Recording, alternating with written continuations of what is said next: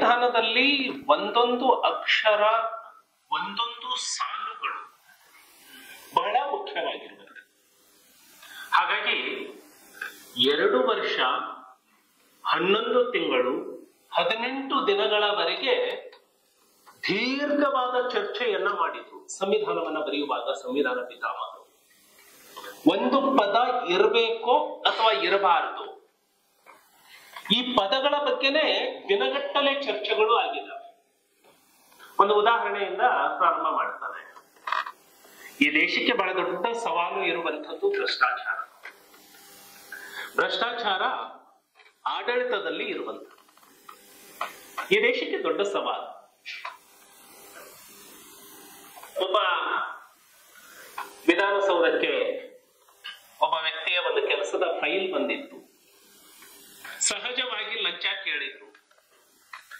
ಆ ವ್ಯಕ್ತಿ ಪ್ರಾಮಾಣಿಕತೆಯಿಂದ ಇದ್ದ, ನನ್ನ ಫೈಲ್ ನ್ಯಾಯವಾಗಿದೆ ಮಾಡಿ ಅನ್ನುವಂಥದ್ದು ಒಂದು ವಾದ ಇತ್ತು. ಲಂಚ ಕೊಡ್ಲಿಲ್ಲ ಅನ್ನೋ ಕಾರಣಕ್ಕೆ, ಇದು ಜೋಕ್ ಅಷ್ಟೇ, ಯಾವುದೋ ಉದಾಹರಣೆಯನ್ನ ಉಲ್ಲೇಖ ಮಾಡ್ತಾ ಇಲ್ಲ, ಲಂಚ ಕೊಡ್ಲಿಲ್ಲ ಅನ್ನೋ ಕಾರಣಕ್ಕೆ ನಾಟ್ ಅಪ್ರೂವ್ಡ್ ಅಂತ ಹೇಳಿ ಬರೆದ್ಬಿಟ್ಟ. ಒಂದ್ಸರಿ ಬರೆದ ಮೇಲೆ ಅದು ಮುಗಿದು ಹೋಯ್ತಲ್ಲ. ಮತ್ತೆ ಆ ವ್ಯಕ್ತಿ ಬಂದ, ಏನ್ ಸ್ವಾಮಿ ಈ ತರ ಮಾಡ್ಬಿಟ್ರಿ, ನನ್ನ ಜೀವನ ನಿಂತಿದ್ದೆ ಇದರ ಮೇಲೆ, ಜೀವನಾನೇ ಕಳ್ಕೊಂಡೆ ನಾನು ಅಂತ. ಮತ್ ನಾನು ಹೇಳ್ದೆ ಲಂಚ ಕೊಡ್ಲಿಲ್ಲ ನೀನು, ನಾನ್ ಮಾಡ್ದೆ.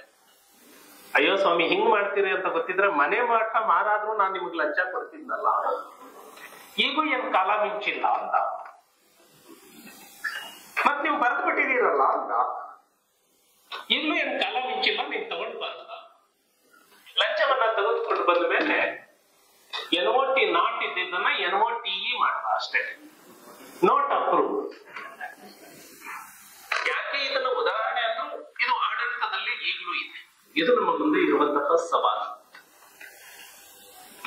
ನಾನು ಈ ಗಹನವಾದಂತಹ ವೇದಿಕೆಯಲ್ಲಿ ಈ ಒಂದು ಉದಾಹರಣೆಯನ್ನ ನಾನು ಯಾಕೆ ಕೊಡ್ತೀನಿ ಅಂದ್ರೆ, ಆಡಳಿತ ವ್ಯವಸ್ಥೆಯಲ್ಲಿ ಒಂದು ಅಕ್ಷರಕ್ಕೆ, ಒಂದು ಪದಕ್ಕೆ ಅಷ್ಟು ದೊಡ್ಡ ಬೆಲೆ ಇದೆ. ಹಾಗಾಗಿ ಸಂವಿಧಾನವನ್ನ ನಾವು ಲೈಟ್ ಆಗಿ ಒಂದು ಕಾನೂನು ಅಂತ ಹೇಳಿ ನೋಡೋದಕ್ಕೆ ಆಗೋದಿಲ್ಲ. ಒಂದು ಜಾಗ ಇದೆ, ಎಲ್ಲೋ ಮಾಡಿದ ಪಾಪವನ್ನ ಪುಣ್ಯ ಸ್ಥಳಕ್ಕೆ ಬಂದು ಕಳೆದುಕೊಳ್ಬಹುದು ಅಥವಾ ತೊಳೆದುಕೊಳ್ಬಹುದು. ಆದ್ರೆ ಪುಣ್ಯ ಕ್ಷೇತ್ರದಲ್ಲೇ ಪಾಪವನ್ನ ಮಾಡಿದ್ರೆ ಅದನ್ನು ಎಲ್ಲಿ ತೊಳೆದುಕೊಳ್ಳಿಕ್ಕಾಗತ್ತೆ? ಸಂವಿಧಾನದ ಅಡಿಯಲ್ಲಿ ಸಾವಿರಾರು ಕಾನೂನುಗಳನ್ನ ಮಾಡ್ತೀವಿ. ಒಂದು ಡೈರೆಕ್ಷನ್ ಕೊಡುತ್ತೆ ಸಂವಿಧಾನ, ಅದರ ಅಡಿಯಲ್ಲಿ ಸಾವಿರಾರು ಕಾನೂನುಗಳು. ಬಹುತೇಕ ನಾನು ಸಬ್ ಇನ್ಸ್ಪೆಕ್ಟರ್ ಇದ್ದಾಗ ಕ್ಯೂರಿಯಾಸಿಟಿಗೆ ತಿಳ್ಕೊಂಡಾಗ ಭಾರತದಲ್ಲಿ 35,000 ಕಾನೂನುಗಳು ಇದ್ವು. ಸನ್ಮಾನ್ಯ ನರೇಂದ್ರ ಮೋದಿ ಅವರು ಯೂಸ್ ಇಲ್ಲದೆ ಇರುವಂತಹ ಕಾನೂನುಗಳನ್ನ, ಬ್ರಿಟಿಷ್ ತಂದಿರುವಂತಹ ಎಲ್ಲಾ ಕಾನೂನುಗಳನ್ನ ಹೊಡೆದು ಹಾಕ್ಬೇಕು ಅಂತ ಹೇಳಿ ನಲ್ಲಿಫೈ ಬಹಳಷ್ಟು ಕಾನೂನುಗಳನ್ನು ಮಾಡಿದ್ರು, ಆದ್ರೂ ಉಳ್ಕೊಂಡಿದ್ದಾವೆ.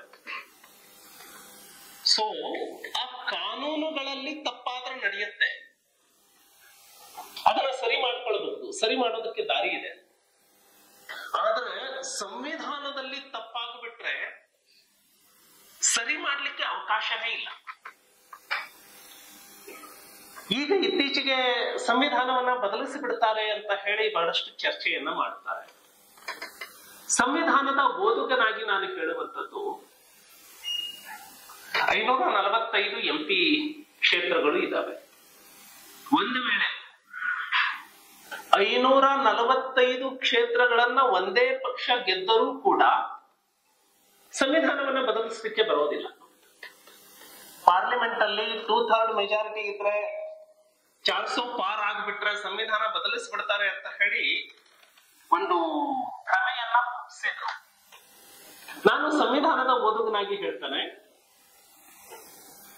545 ಸೀಟ್ಗಳನ್ನ ಗೆದ್ರೂ ಕೂಡ ಸಂವಿಧಾನವನ್ನ ಬದಲಿಸಲಿಕ್ಕೆ ಅವಕಾಶ ಕೊಟ್ಟಿಲ್ಲ ಡಾಕ್ಟರ್ ಬಾಬಾ ಸಾಹೇಬ್ ಅಂಬೇಡ್ಕರ್ ಅವರು. ಸಂವಿಧಾನವನ್ನ ರಚನೆ ಮಾಡುವುದು ಅಥವಾ ಬದಲಾವಣೆ ಮಾಡುವುದು ಸಂವಿಧಾನ ರಚನಾ ಸಭೆಗೆ ಮಾತ್ರ ಅಧಿಕಾರ ಇರುತ್ತೆ, ಪಾರ್ಲಿಮೆಂಟ್ಗೆ ಆ ಅಧಿಕಾರ ಇಲ್ಲ. ಅಂದ್ರೆ ಕಾನ್ಸ್ಟಿಟ್ಯೂಯೆಂಟ್ ಅಸೆಂಬ್ಲಿಯನ್ನ ಮತ್ತೆ ಇನ್ನೊಂದು ಸಾರಿ ಫ್ರೇಮ್ ಮಾಡಬೇಕು. ಭಾರತದಲ್ಲಿ ಸಂವಿಧಾನವನ್ನ ಬದಲಿಸ್ತೀನಿ ಅಂತ ಹೇಳಿದ್ರೆ ಕಾನ್ಸ್ಟಿಟ್ಯೂಯೆಂಟ್ ಅಸೆಂಬ್ಲಿಯನ್ನ ಫ್ರೇಮ್ ಮಾಡಿ ಕಾನ್ಸ್ಟಿಟ್ಯೂಯೆಂಟ್ ಅಸೆಂಬ್ಲಿಗೆ ಅಧಿಕಾರವನ್ನ ಕೊಟ್ಟಾಗ ಮಾತ್ರ ಹೊಸ ಸಂವಿಧಾನ ರಚನೆ ಆಗುತ್ತೆ. ಪಾರ್ಲಿಮೆಂಟ್ ನಿಂದ ಸಂವಿಧಾನ ಬದಲಿಸಲಿಕ್ಕೆ ಯಾರಿಗೂ ಅಧಿಕಾರ ಇಲ್ಲ. ಕೇವಲ ತಿದ್ದುಪಡಿ ಮಾಡೋದಕ್ಕೆ ಮಾತ್ರ ಅಧಿಕಾರ ಇರುವಂತದ್ದು. ಸೊ ಹಾಗಿದ್ರೆ ಈ ಸಂವಿಧಾನ ನಾವೆಲ್ಲರೂ ಯಾಕೆ ಹೆಮ್ಮೆ ಪಡಬೇಕು? ನಮ್ಮ ಭಾರತದ ಸಂವಿಧಾನದ ಕುರಿತು ನಾವು ಹೆಮ್ಮೆ ಪಡೋದಕ್ಕೆ ಏನು ಕಾರಣಗಳು ಇದಾವೆ? ಇದನ್ನ ನಾವೆಲ್ಲರೂ ತಿಳಿದುಕೊಳ್ಳಲೇಬೇಕು. ಸಂವಿಧಾನವನ್ನ ತಿಳಿದುಕೊಂಡ್ವಿ ಅಂತ ಹೇಳಿದ್ರೆ ನಾವು ಭಾರತವನ್ನ ತಿಳಿದುಕೊಂಡ ಹಾಗಾಗಿ ಪ್ರತಿಯೊಬ್ಬ ವ್ಯಕ್ತಿಯು ಸಂವಿಧಾನ ಅಂದ್ರೆ ಅದು ನಮ್ಮದು. ಸಂವಿಧಾನ ಇರುವಂತದ್ದು ನಮಗಾಗಿ, ಸಂವಿಧಾನ ಇರುವಂತದ್ದು ಯಾರಿಗಾಗಿ ಅಲ್ಲ. ಹಾಗಾಗಿ ಸಂವಿಧಾನ ಪಿತಾಮಹರು ಪ್ರಿಯಾಂಬಲ್ ಅಲ್ಲಿ ಪ್ರಾರಂಭ ಮಾಡ್ತಾರೆ. We the people of India. ಸಂವಿಧಾನ ಪ್ರಾರಂಭ ಆಗೋದೇ ಭಾರತದ ಜನಗಳಾದ ನಾವು ಈ ಭಾರತವನ್ನು ಒಂದು ಸಾರ್ವಭೌಮ,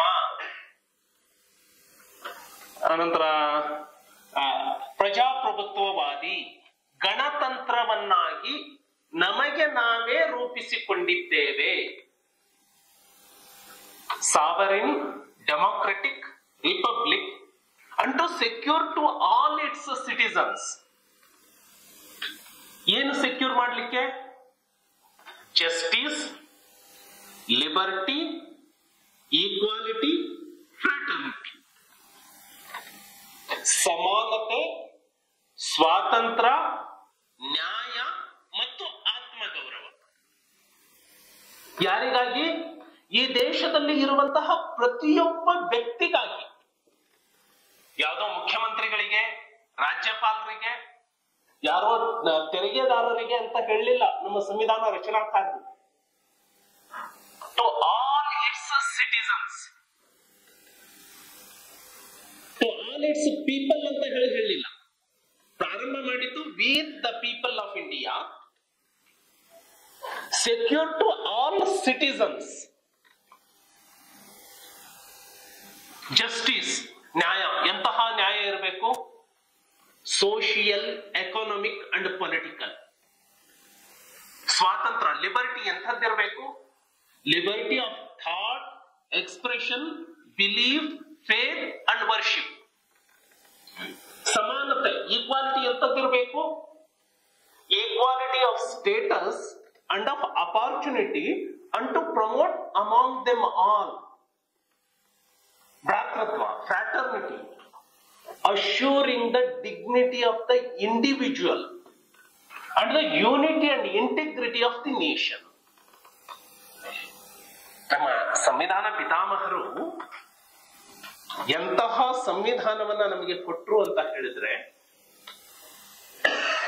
ಡಾಕ್ಟರ್ ಬಾಬಾ ಸಾಹೇಬ್ ಅಂಬೇಡ್ಕರ್ ಅವರು ಸಂವಿಧಾನದ ರಚನಾ ಸಭೆಯ ಕೊನೆಯ ಭಾಷಣದಲ್ಲಿ ಹೇಳ್ತಾರೆ, ಈ ಸಂವಿಧಾನ ಎಂತಹ ಪರಿಸ್ಥಿತಿ ಬಂದರೂ ಕೂಡ ಅದನ್ನ ಸಮರ್ಥವಾಗಿ ನಿಭಾಯಿಸುವಷ್ಟು ಶಕ್ತಿಯುತವಾಗಿದೆ. ಡಾಕ್ಟರ್ ಬಾಬಾ ಸಾಹೇಬ್ ಅಂಬೇಡ್ಕರ್ ಅವರ ಮಾತು ಸುಳ್ಳಾಗಿಲ್ಲ. ಈ ಸಂವಿಧಾನ ಜಾರಿಗೆ ಬಂದ ಮೇಲೆ 4 ಯುದ್ಧಗಳನ್ನ ಈ ದೇಶ ಎದುರಿಸಿದೆ. ಒಂದು ಚೀನಾದ ಜೊತೆಗೆ, ಇನ್ನೆರಡು ಅಧಿಕೃತ ಪಾಕಿಸ್ತಾನದ ಜೊತೆಗೆ, ಒಂದು ಸಾರಿ ಏನು ಉಗ್ರವಾದಿಗಳ ಹೆಸರಿನಲ್ಲಿ ನಡೀತು, ಕಾರ್ಗಿಲ್ ಅನ್ನು ಸೇರಿಸಿಕೊಂಡು. ಈ 4 ಯುದ್ಧಗಳನ್ನ ಈ ಸಂವಿಧಾನ ಎದುರಿಸಿದೆ. ಈ ಸಂವಿಧಾನ ತುರ್ತು ಪರಿಸ್ಥಿತಿಯಂತಹ ಆತಂಕದ ಕ್ಷಣಗಳನ್ನ ಅನುಭವಿಸಿತು. ಆದರೂ ಈ ಸಂವಿಧಾನ ಇವತ್ತಿಗೆ ಸದೃಢವಾಗಿದೆ. ನೀವು ಪಕ್ಕದ ಪಾಕಿಸ್ತಾನದಲ್ಲಿ ನಡೆದ ಹಾಗೆ ಸೈನಿಕರ ದಂಗೆ ನಡೆಯೋದಿಲ್ಲ. ಬಾಂಗ್ಲಾದೇಶದಲ್ಲಿ ನಡೆದ ಹಾಗೆ ಅರಾಜಕತೆ ಸೃಷ್ಟಿ ಆಗೋದಿಲ್ಲ. ಶ್ರೀಲಂಕಾದ ರೀತಿ ಆರ್ಥಿಕವಾಗಿ ದಾರಿದ್ರ್ಯಕ್ಕೆ ಕುಸಿದು ಹೋಗಿಲ್ಲ. ಸೊ ಹಾಗಿದ್ರೆ ಇಂತಹ ಸನ್ನಿವೇಶಗಳು ಬರಲಿಲ್ವಾ ಈ ದೇಶದಲ್ಲಿ? ಇಂತಹ ಸನ್ನಿವೇಶಗಳು ಎಲ್ಲವೂ ಬಂದಾಗಲೂ ಕೂಡ ಈ ಸಂವಿಧಾನ ಅದನ್ನ ಸಮರ್ಥವಾಗಿ ನಿಭಾಯಿಸಿಕೊಂಡು ಹೋಗಿದೆ. ಆ ಕೊನೆಯ ಭಾಷಣದಲ್ಲಿ ಮತ್ತೊಂದು ಮಾತನ್ನ ಡಾಕ್ಟರ್ ಬಾಬಾ ಸಾಹೇಬ್ ಅಂಬೇಡ್ಕರ್ ಅವರು ಉಲ್ಲೇಖ ಮಾಡ್ತಾರೆ. ಸಂವಿಧಾನ ಎಷ್ಟೇ ಕೆಟ್ಟದ್ದಾದರೂ ಆಡಳಿತ ಮಾಡುವಂತಹ ವರ್ಗ ಸವಿಚಾರದಿಂದ ಕೂಡಿದ್ರೆ ಆಡಳಿತ ಚೆನ್ನಾಗೇ ಇರುತ್ತೆ. ಸಂವಿಧಾನ ಎಷ್ಟೇ ಒಳ್ಳೆಯದಾದರೂ ಕೂಡ ಆಡಳಿತ ಕೆಟ್ಟವರ ಕೈಗೆ ಸಿಕ್ಕರೆ ಈ ಸಂವಿಧಾನದ ಆಶಯಗಳು ಈಡೇರೋದಿಲ್ಲ. ಈ ಮಾತನ್ನು ನಾವು ಬಹಳ ಪ್ರಜ್ಞಾಪೂರ್ವಕವಾಗಿ ನೆನಪಿಟ್ಕೊಳ್ಬೇಕು. ವಿನ್ಸನ್ ಚರ್ಚಿಲ್ ಅವರು ಭಾರತಕ್ಕೆ ಸ್ವಾತಂತ್ರ್ಯವನ್ನ ಕೊಡಬೇಕು ಅಂತ ಹೇಳಿದಾಗ ಬ್ರಿಟನ್ ಪಾರ್ಲಿಮೆಂಟ್ ನಲ್ಲಿ ಚರ್ಚೆ ಆಗ್ತಾ ಇರುತ್ತೆ. ಇಂಡಿಯನ್ ಇಂಡಿಪೆಂಡೆನ್ಸ್ ಆಕ್ಟ್ 1945 1945ರಲ್ಲಿ ಅಲ್ಲಿ ಇದು ಕಲೋನಿಯಲ್ ರಾಜ್ಯ ಇರೋದಕ್ಕೆ ಅಲ್ಲಿ ಬಿಲ್ ಪಾಸ್ ಮಾಡ್ತಾರೆ. ಯಾವಾಗ? 1945ರಲ್ಲಿ. ಏನಂತ? 48ರ ಒಳಗಾಗಿ ಈ ದೇಶಕ್ಕೆ ಸ್ವಾತಂತ್ರ್ಯವನ್ನ ಕೊಡಬೇಕು ಅಂತ. ಎರಡನೇ ಮಹಾಯುದ್ಧದ ಪರಿಸ್ಥಿತಿ ಅನಿವಾರ್ಯತೆಯನ್ನ ತಂದಿತ್ತು. ಅವಾಗ ವಿನ್ಸನ್ ಚರ್ಚಿಲ್ ಅವರು ಇಂಡಿಯನ್ ಇಂಡಿಪೆಂಡೆನ್ಸ್ ಆಕ್ಟ್ 1945 ಬಿಲ್ ಅನ್ನ ಇಂಟ್ರೊಡ್ಯೂಸ್ ಮಾಡಿದಾಗ ಲಂಡನ್ ಪಾರ್ಲಿಮೆಂಟ್ ಅಲ್ಲಿ ಹೇಳ್ತಾರೆ, ಈ ದೇಶ ಸ್ವಾತಂತ್ರ್ಯ ಕೊಟ್ರೆ ಈ ದೇಶಕ್ಕೆ ಸ್ವಾತಂತ್ರ್ಯವನ್ನ ಉಳಿಸಿಕೊಳ್ಳುವಂತಹ ಯೋಗ್ಯತೆ ಇಲ್ಲ. Power will go in the hands of brutals and rogues. ಅದಕ್ಕಿಂತ ಮುಂಚೆ ವಿನ್ಸನ್ ಚರ್ಚಿಲ್ ಇನ್ನೊಂದು ಮಾತನ್ನ ಹೇಳಿದ್ರು, ಈ ದೇಶಕ್ಕೆ ಸಂವಿಧಾನವನ್ನ ರಚನೆ ಮಾಡಿಕೊಳ್ಳುವಷ್ಟು ಯೋಗ್ಯತೆ ಇಲ್ಲ ಅಂತ. ಈ ಎರಡೂ ಮಾತುಗಳನ್ನ ನಾವು ಸುಳ್ಳು ಮಾಡಿದ್ದೇವೆ. ಸ್ವಾತಂತ್ರ್ಯ ಬಂದ 75 ವರ್ಷಗಳ ನಂತರ ಅಂಬೇಡ್ಕರ್ ಅವರು ಹೇಳಿದ ಮಾತು ಎಂತಹ ಸನ್ನಿವೇಶವನ್ನು ಕೂಡ ಈ ಸಂವಿಧಾನ ಅರಗಿಸಿಕೊಳ್ಳುವಷ್ಟು ಶಕ್ತಿಯುತವಾಗಿದೆ ಅಂದಿದ್ದು ಸತ್ಯ ಆಗಿದೆ. ವಿನ್ಸೆಂಟ್ ಚರ್ಚಿಲ್ ಅವರು ಹೇಳಿದ್ರಲ್ಲ, ಇವರಿಗೆ ಸಂವಿಧಾನವನ್ನ ರಚನೆ ಮಾಡುವಂತಹ ಯೋಗ್ಯತೆ ಇಲ್ಲ ಅನ್ನೋ ಮಾತನ್ನ ನಾವು ಸುಳ್ಳು ಮಾಡಿದ್ದೇವೆ. ಆದ್ರೆ ಚರ್ಚಿಲ್ ಇನ್ನೊಂದು ಮಾತು ಹೇಳಿದ್ದಲ್ಲ, power will go in the hands of ರೋಗ್ ಅಂಡ್ ರಾಸ್ಕಲ್ಸ್ ಅಂತ. ಈ ಮಾತು ಆಗಾಗ ಸತ್ಯ ಆಗ್ತಾ ಇದೆಯಾ ಅನ್ನೋ ಭಾವನೆ ಮೂಡತ್ತಲ್ಲ, ಈ ಮಾತನ್ನ ಒಂದು ಸಾರಿ ಹೊಡೆದು ಹಾಕೋದಕ್ಕಾಗಲ್ಲ. ಈ ಮಾತನ್ನ ಈ ದೇಶ, ಪ್ರಜ್ಞಾಪೂರ್ವಕ ಸಮಾಜ ಬಹಳ ಜಾಗೃತೆಯಿಂದ ಗಮನಿಸ್ತಾ ಇರಬೇಕು. Power should not go in the hands of rascals and rules ಅನ್ನೋ ಚಿಂತನೆ, ಜಾಗೃತೆ ನಮ್ಮ ಒಳಗೆ ಯಾವಾಗ್ಲೂ ಇರಬೇಕು, ಇಟ್ಕೊಳ್ಬೇಕು. ಸೊ ಹಾಗಾಗಿ ಸಂವಿಧಾನದ ಪಿತಾಮಹರು ಇಷ್ಟೆಲ್ಲ ಆಲೋಚನೆಯನ್ನ ಇಟ್ಟು ಈ ಸಂವಿಧಾನವನ್ನ ಕೊಟ್ಟಿದ್ದಾರೆ. ನೀವು ಮೊನ್ನೆ ಕ್ರಿಮಿನಲ್ ಪ್ರೊಸೀಜರ್ ಕೋಡ್ CRPC ಯನ್ನ ಚೇಂಜ್ ಮಾಡಿ BNS ಅಂತ ಮಾಡಿದ್ರು, ಭಾರತ ನ್ಯಾಯ ಸಂಹಿತೆ ಅಂತ. ಸಿವಿಲ್ ಪ್ರೊಸೀಜರ್ ಕೋಡ್ ಜಾರಿಗೆ ಬಂದಿದ್ದು 1890 ಇಸ್ವಿ, 92-93. ಇವತ್ತಿನವರೆಗೆ ಜಾರಿ ಇತ್ತು. ಬಹುತೇಕ ನರೇಂದ್ರ ಮೋದಿ ಅವರು ಬರದೇ ಹೋಗಿದ್ರೆ ಅದು ಇನ್ನೂ ಜಾರಿಯಲ್ಲಿ ಇರ್ತಿತ್ತೇನೋ. ನಾನು ಸಬ್ ಇನ್ಸ್ಪೆಕ್ಟರ್ ಆಗಿ ಕೆಲಸ ಮಾಡಿದವರು.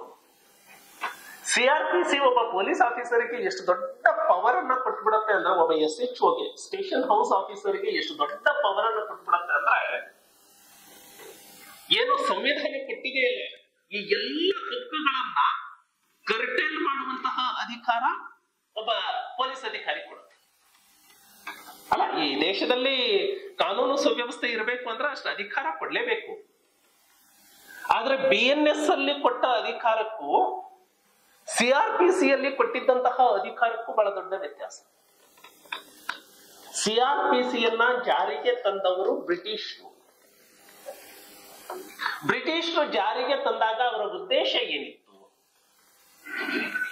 ಈ ದೇಶದ ಸ್ವಾತಂತ್ರ್ಯ ಚಳವಳಿಯನ್ನ ಹತ್ತಿಕ್ಕಬೇಕಿತ್ತು. ಯಾರು ಸ್ವಾತಂತ್ರ್ಯ ಚಳವಳಿಯಲ್ಲಿ ಭಾಗವಹಿಸ್ತಾರೆ ಅವರನ್ನ ಯಾವುದೇ ಕಾರಣಗಳು ಇಲ್ಲದೆ ಅವರನ್ನ ಅರೆಸ್ಟ್ ಮಾಡೋದಕ್ಕೆ ಪೊಲೀಸರಿಗೆ ಒಂದು ಅಧಿಕಾರ ಕೊಡಬೇಕಾಗಿತ್ತು. ಅದಕ್ಕಾಗಿ ವಾರಂಟ್ ಇಲ್ಲದೆ ದಸ್ತಗಿರಿ ಮಾಡುವ ಅಧಿಕಾರ ಅಂತಾರಲ್ಲ, ಬ್ರಿಟಿಷರು ಯಾವ ರೀತಿ ಕೊಟ್ಟಿದ್ರು ಅಂದ್ರೆ ಅಧಿಕಾರವನ್ನ, ಒಬ್ಬ ಪೊಲೀಸ್ ಅಧಿಕಾರಿಗೆ ಒಬ್ಬ ವ್ಯಕ್ತಿ ಈತ ಸಂಜ್ಞೇಯ ಅಪರಾಧ ಮಾಡಿದ್ದರೆ ಅಥವಾ ಮಾಡಿದ್ದಾನೆ ಅನ್ನುವಂತಹ ಸಂಶಯ ಇದ್ದರೆ ಅಥವಾ ಮುಂದೆ ಮಾಡಬಹುದು ಅನ್ನುವಂತಹ ಒಂದು ಪರ್ಸೆಪ್ಷನ್ ಇದ್ದರೆ ಆತನನ್ನ ವಾರಂಟ್ ಇಲ್ಲದೆ ಅರೆಸ್ಟ್ ಮಾಡಬಹುದು. ಅಂದ್ರೆ ನಾನೀಗ ಈ ಸರ್ಕಾರಕ್ಕೆ ನಾನು ಬೇಡ ಆದ ಅಂದ್ರೆ ನನ್ನ ಅರೆಸ್ಟ್ ಮಾಡಬೇಕು ಅಂದ್ರೆ ಬೇರೆ ಏನು ಕಾರಣ ಬೇಕಾಗಿಲ್ಲ. ಒಬ್ಬ ಪೊಲೀಸ್ ಅಧಿಕಾರಿಗೆ ಸಂಶಯ ಬಂದ್ರೆ ಸಾಕು, ಇವನು ಇಲ್ಲಿಂದ ಹೋದವನು ಕಳ್ಳತನ ಮಾಡ್ತಾನೆ ಅನ್ನೋ ಒಂದು ಸಂಶಯ ಇದ್ರೆ ಸಾಕು, ಅದನ್ನ ಅರೆಸ್ಟ್ ಮಾಡೋದು. ಉದ್ದೇಶ ಸ್ವಾತಂತ್ರ್ಯ ಚಳವಳಿಗಾರರನ್ನ ಹೇಳದೆ ಕೇಳದೆ ರಾತ್ರಿ ಮನೆಯಿಂದ ಹೊತ್ಕೊಂಡು ಹೋಗೋದಕ್ಕೆ ಒಂದು ಅಧಿಕಾರ ಬೇಕು. ದುರಂತ ನೋಡಿ, ಸ್ವಾತಂತ್ರ್ಯ ಬಂದು ಇಷ್ಟು ವರ್ಷ ಆದ್ರೂ ಅದೇ ಅಧಿಕಾರವನ್ನ ಪೊಲೀಸರಿಗೆ ಕೊಟ್ಟಿದ್ದೀವಿ. ಈಗಲೂ ಕೊಟ್ಟಿದ್ದೀವಿ. ಈಗ ಚೆಕ್ಸ್ ಅಂಡ್ ಬ್ಯಾಲೆನ್ಸ್ ಇದೆ. ಸೊ ಒಂದು ಕಾನೂನಿನಲ್ಲಿ ಒಂದು ಪದಗಳು ಇದ್ದರೆ ಅದು ಜನಸಾಮಾನ್ಯರ ಮೇಲೆ, ಸಮಾಜದ ಮೇಲೆ ಎಷ್ಟು ದೊಡ್ಡ ಪರಿಣಾಮ ಬೀರಬಹುದು ಅನ್ನೋದನ್ನ ಇಲ್ಲಿ ತಿಳಿಸ್ಲಿಕ್ಕೆ ನಾನು ಪ್ರಯತ್ನ ಮಾಡ್ತಾ ಇದ್ದೀನಿ. ಹಾಗಾಗಿ ಸಂವಿಧಾನದಲ್ಲಿ ಒಂದೊಂದು ಪದಗಳು ಎಷ್ಟು ಇಂಪಾರ್ಟೆಂಟ್ ಇರಬಹುದು. ಆರ್ಟಿಕಲ್ 370ಗೆ ಬರೋಣ. ಆರ್ಟಿಕಲ್ 370 ಅಕ್ಟೋಬರ್ 24, 1949 ಇಸ್ವಿ. ಅಂದ್ರೆ ನವೆಂಬರ್ 26ಕ್ಕೆ ಈ ಸಂವಿಧಾನ ಅಂಗೀಕಾರ ಆದ ದಿನ 1949 ನವೆಂಬರ್ 26. ಅದರ ಹಿಂದಿನ ತಿಂಗಳು ಅಂದ್ರೆ ಅಕ್ಟೋಬರ್ 24, 1949 ಈ ಸಂವಿಧಾನದಲ್ಲಿ ಆರ್ಟಿಕಲ್ 370 ಇನ್ಕ್ಲೂಡ್ ಆಗುತ್ತೆ ಕಾನ್ಸ್ಟಿಟ್ಯೂಂಟ್ ಅಸೆಂಬ್ಲಿಯಲ್ಲಿ.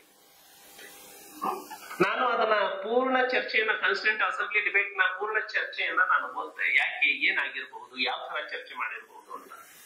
ಸೊ ಅದಕ್ಕೆ ಕಾನ್ಸ್ಟಿಟ್ಯೂಂಟ್ ಅಸೆಂಬ್ಲಿಯಲ್ಲಿ ಬಹಳಷ್ಟು ಚರ್ಚೆಗಳು ನಡೆಯೋದೇ ಇಲ್ಲ. ಏನ್ ನಡೆದ್ರು ಕೂಡ ಅದು ಪೊಲಿಟಿಕಲ್ ಚರ್ಚೆಗಳು ಹೊರಗಡೆ ನಡೆದಿದ್ದಾವೆ. ಅಲ್ಲಿ ಗೋಪಾಲಸ್ವಾಮಿ ಅಯ್ಯಂಗಾರ್ ಅವರು ಇಂಟ್ರೊಡ್ಯೂಸ್ ಮಾಡ್ತಾರೆ. ಒಬ್ರು ಮಾತ್ರ ಕೇಳ್ತಾರೆ, ಯಾಕೆ ಕಾಶ್ಮೀರಕ್ಕೆ ಸ್ಪೆಷಲ್ ಪ್ರಾವಿಷನ್ ಅನ್ನ ಕೊಡ್ತಾ ಇದ್ದೀರಿ ಅಂತ. ಅವತ್ತು ಗೋಪಾಲಸ್ವಾಮಿ ಅಯ್ಯಂಗಾರ್ ಉತ್ತರ ಕೊಡ್ತಾರೆ, ನಾವು ವಿದೇಶದಲ್ಲಿ ಹಗ್ಗ ಕೊಟ್ಟು ಕೈ ಕಟ್ಟಿಸ್ಕೊಂಡು ಬಿಟ್ಟಿದ್ದೀವಿ. ರೆಕಾರ್ಡ್ ಆಗೇ ಇದೆ ಕಾನ್ಸ್ಟಿಟ್ಯೂಂಟ್. ಅಂದ್ರೆ ಜವಾಹರ್ಲಾಲ್ ನೆಹರು ಅವರ ತಪ್ಪು ನಿರ್ಧಾರಗಳು ಏನಿದ್ವು ಅನ್ನೋದನ್ನ, ಅಂದ್ರೆ ಯಾವ ಅನಿವಾರ್ಯತೆ ನಮಗೆ ಅಲ್ಲಿದೆ ಅಂತ. ಒಂದು ವೇಳೆ ಅಂಬೇಡ್ಕರ್ ಅವರು this is the temporary provision to Jammu and to the state of Jammu and Kashmir. ನೀವು 2019ಕ್ಕಿಂತ ಮುಂಚಿನ ಕಾನ್ಸ್ಟಿಟ್ಯೂಷನ್ ಕಾಪಿಗಳನ್ನ ನೀವು ನೋಡಿದ್ರಿ ಅಂದ್ರೆ ನಿಮಗೆ ಅದು ಓದ್ಲಿಕ್ಕೆ ಸಿಗತ್ತೆ. ಈಗ ಆ ಲೈನ್ ಓದ್ಲಿಕ್ಕೆ ಸಿಗಲ್ಲ. 2019ರಲ್ಲಿ ಆರ್ಟಿಕಲ್ 370 ಇರುತ್ತಲ್ಲ, ಬಿಗಿನಿಂಗ್ ಹೇಗಿರ್ತಿತ್ತು ಅಂದ್ರೆ ಕಾನ್ಸ್ಟಿಟ್ಯೂಷನ್ ಮುಂದೆ ಎಲ್ಲಾ ಆಕ್ಟ್ಗಳು, ಇಂಡಿಯನ್ ಆಕ್ಟ್ಗಳು ಯಾವುದೇ ಓದಿ ನೀವು 2019ಕ್ಕೆ ಮುಂಚೆ ಪ್ರಿಂಟ್ ಆಗಿರುವಂತಹ ಸೆಂಟ್ರಲ್ ಲಾಸ್, ಸ್ಟೇಟ್ ಲಾಸ್, ಯಾವುದೇ ಲಾಸ್ ಗಳನ್ನ ನೀವು ಓದಿದಾಗ, ಯಾವುದೇ ಆಕ್ಟ್ ಗಳನ್ನ ನೀವು ಓದಿದಾಗ it applies to whole India except Jammu and Kashmir ಅಂತ ಬರ್ತೀವಿ. ಅವತ್ತು ಡಾಕ್ಟರ್ ಬಾಬಾ ಸಾಹೇಬ್ ಅಂಬೇಡ್ಕರ್ ಅವರು ಡ್ರಾಫ್ಟಿಂಗ್ ಕಮಿಟಿಗೆ ಚೇರ್ಮನ್ ಆಗಿ ಆ ಆರ್ಟಿಕಲ್ ಅನ್ನ ಸೇರಿಸುವ ಬಳಸುವಾಗ ಆರ್ಟಿಕಲ್ 306 ಒರಿಜಿನಲ್ ಕಾನ್ಸ್ಟಿಟ್ಯೂಷನ್ ಅಲ್ಲೇ ಅದು ಆರ್ಟಿಕಲ್ 306 ಇತ್ತು, ಈಗ 370 ಅದು ಆಗಿತ್ತು. ಸೊ 306 ಆರ್ಟಿಕಲ್ ಅನ್ನು ಸೇರಿಸುವಾಗ ಟೆಂಪರರಿ ಅನ್ನುವಂತಹ ಒಂದು ಪದವನ್ನ ಬಳಸದೆ ಹೋಗಿದ್ದರೆ ಇದು basic feature of the constitution ಆಗ್ಬಿಡ್ತಿತ್ತು, ಸಂವಿಧಾನದ ಮೂಲ ಸ್ವರೂಪ ಆಗ್ಬಿಡ್ತಿತ್ತು. So you can amend the constitution without altering the basic feature of the constitution ಅಂತ ಸುಪ್ರೀಂ ಕೋರ್ಟ್ಸ್ ಅಬ್ಸರ್ವೇಷನ್ ಬಂದಿದ್ದಾವೆ. ಸಂವಿಧಾನ ತಿದ್ದುಪಡಿಗೆ ನಿಮಗೆ ಅವಕಾಶ ಇದೆ, ಆದರೆ ಸಂವಿಧಾನದ ಮೂಲ ಸ್ವರೂಪವನ್ನ ತಿದ್ದುಪಡಿ ಮಾಡೋದಕ್ಕೆ ನಿಮಗೆ ಅವಕಾಶ ಇಲ್ಲ. ಮೂಲ ಸ್ವರೂಪವನ್ನ ಹಾಗೆ ಉಳಿಸ್ಕೊಳ್ಬೇಕು, ಅಗತ್ಯಕ್ಕೆ ತಕ್ಕಂತೆ ತಿದ್ದುಪಡಿ. ಒಂದು ವೇಳೆ ಟೆಂಪರರಿ ಅನ್ನುವಂತಹ ಪದವನ್ನ ಡಾಕ್ಟರ್ ಬಾಬಾ ಸಾಹೇಬ್ ಅಂಬೇಡ್ಕರ್ ಅವರು ಬಳಸದೆ ಹೋಗಿದ್ದರೆ ಅದು ಮೂಲ ಸ್ವರೂಪನೇ ಆಗುತ್ತೆ. ಅಂದ್ರೆ ಎಲ್ಲಿವರೆಗೆ ಈ ಸಂವಿಧಾನ ಇರುತ್ತೋ ಅಲ್ಲಿವರೆಗೂ ಕಾಶ್ಮೀರಕ್ಕೆ ವಿಶೇಷ ಸ್ಥಾನಮಾನನೇ ಇರಬೇಕು. ಯಾಕೆಂದ್ರೆ ಅದು ಪ್ರಾರಂಭದಲ್ಲೇ ಇದೆ, ಮೂಲ ಸ್ವರೂಪವಾಗಿದೆ. ಹಾಗಾಗಿ ಈ ಭಾರತ ದೇಶ ಡಾಕ್ಟರ್ ಬಾಬಾ ಸಾಹೇಬ್ ಅಂಬೇಡ್ಕರ್ ಅವರಿಗೆ ಬಹಳ ದೊಡ್ಡ ಆಭಾರಿಯಾಗಿರ್ಬೇಕು. ನಾವು ಆರ್ಟಿಕಲ್ ತೆಗೆದು ಹಾಕಿದ್ದು ಆ ಟೆಂಪರರಿ ಅನ್ನುವಂತಹ ಒಂದು ಪದ ಇದ್ದಿದೆ. ಸೊ ಇಷ್ಟೆಲ್ಲ ಸುಂದರವಾದಂತಹ ಶುದ್ಧವಾದಂತಹ ಸಂವಿಧಾನ ಸ್ವರೂಪದಲ್ಲಿ ಹೇಳಬೇಕು ಅಂದ್ರೆ ಇದರಲ್ಲಿ 3 ಭಾಗಗಳನ್ನ ನಾವು ನೋಡ್ತೀವಿ. ಒಂದು ಪ್ರಿಯಾಂಬಲ್, ಇನ್ನೊಂದು ಪಾರ್ಟ್ಸ್ ಆಫ್ ದಿ ಕಾನ್ಸ್ಟಿಟ್ಯೂಷನ್, ಇನ್ನೊಂದು ಶೆಡ್ಯೂಲ್ಸ್ ಆಫ್ ದಿ ಕಾನ್ಸ್ಟಿಟ್ಯೂಷನ್. ಆ ಪಾರ್ಟ್ಸ್ ಗಳಲ್ಲಿ ಇವತ್ತಿಗೆ 448ಕ್ಕಿಂತ ಹೆಚ್ಚು ಆರ್ಟಿಕಲ್ಗಳು ಎಲ್ಲ ತಿದ್ದುಪಡಿಯಾಗಿ ಅಷ್ಟು ಆರ್ಟಿಕಲ್ಗಳು ಇದ್ದಾವೆ. ಅವನ್ನ ಹಾಗೆ ವರ್ಗೀಕರಣ ಮಾಡಿದ್ರೆ ಸಂವಿಧಾನದಲ್ಲಿ ಒಂದು ಶಾಸಕಾಂಗ, ಇನ್ನೊಂದು ಕಾರ್ಯಾಂಗ, ಇನ್ನೊಂದು ನ್ಯಾಯಾಂಗ. ಸಂವಿಧಾನ ರಚನಾಕಾರರ ಆದರ್ಶ ಮತ್ತು ಉದ್ದೇಶ ಏನಿತ್ತು ಅಂದ್ರೆ ಈ 3 ಅಂಗಗಳು ಇದಾವಲ್ಲ ಇವು ಸಾರ್ವಭೌಮವಾಗಿ ಇರಬೇಕು. ಅದಕ್ಕೆ ಪೊಲಿಟಿಕಲಿ ಥಿಂಕರ್ಸ್ ಒಂದು ಸೆಂಟೆನ್ಸ್ ಅನ್ನು ಬಳಸ್ತಾರೆ, the principle of checks and balance and the principle of sovereignty ಅಂತ. ಒಂದೊಂದು ಸಾರ್ವಭೌಮವಾಗಿ ಇರುತ್ತೆ. ಶಾಸಕಾಂಗ, ಕಾರ್ಯಾಂಗ ಮತ್ತೆ ನ್ಯಾಯಾಂಗ ಸಾರ್ವಭೌಮ.